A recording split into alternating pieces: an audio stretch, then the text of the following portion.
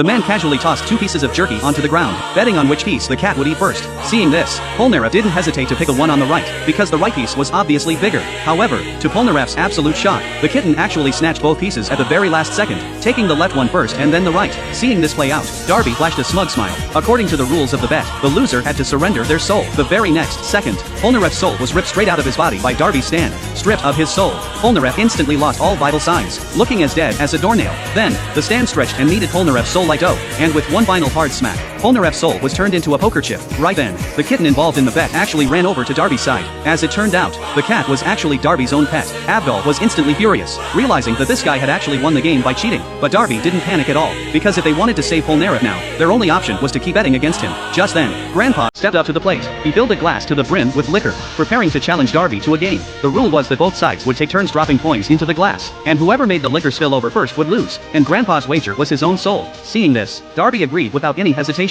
and then picked up the glass to inspect it carefully. After confirming there was nothing wrong with the glass, the game officially began. At this point, Grandpa was incredibly confident, as this coin dropping game was his signature trick. According to Grandpa's estimate, the glass could probably hold another 8 to 9 coins. As long as he stayed focused, he could easily win the bet without a hitch. But Darby was also a ruthless player, actually planning to drop 5 coins in all at once. Darby carefully let the coins touch the surface of the liquor, and then, under everyone's shocked gaze, he decisively let go. Even though the process was incredibly nerve-wracking, Darby still successfully dropped the 5 coins into the liquor. And next, it was Grandpa's turn to make a move. However, Joseph intended to drop in only 1 coin, but Jotaro noticed that Grandpa had actually placed some cotton between his fingers and the coin, squeezing liquid from the cotton to increase the volume in the glass. Afterward, Grandpa gently dropped a coin into the liquor. At this moment, Grandpa was full of confidence, and based on his years of hustling experience, the glass could not possibly hold even 1 more coin now. Grandpa taunted Darby, telling him to hurry up and drop a coin in. But right then, Darby suddenly stood up, stating that his current spot was blocked by a shadow, and he needed to change positions to drop a coin.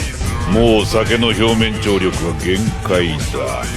無理だと考えているのだろう。違うんだな、それが。 To everyone's disbelief, Darby actually managed to drop the coin into the glass. Everyone wore shocked expressions, and Grandpa was especially in disbelief, immediately suspecting that Darby had cheated. But Jotaro pointed out that Star Platinum had been watching Darby's every move, and truly didn't spot anything suspicious. And now, it was Grandpa's